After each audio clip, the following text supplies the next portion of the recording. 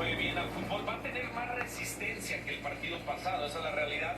Haití es un equipo que basa su juego en la velocidad, en la fuerza física. Vamos a ver cómo se presenta México el día de hoy y cómo contrarresta estas virtudes del rival.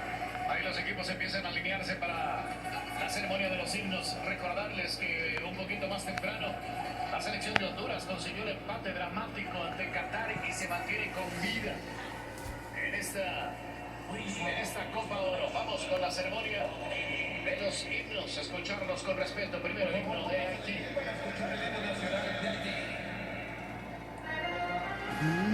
Pour les ancêtres, ma Champs-Élysées, ma Champs-Élysées, dans nos coins des cloîtres du sol, soyons ses maîtres, ma Champs-Élysées, pour les pays, pour les ancêtres, ma Champs-Élysées,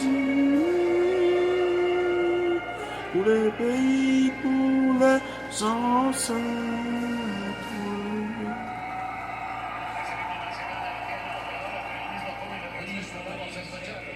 El himno nacional mexicano.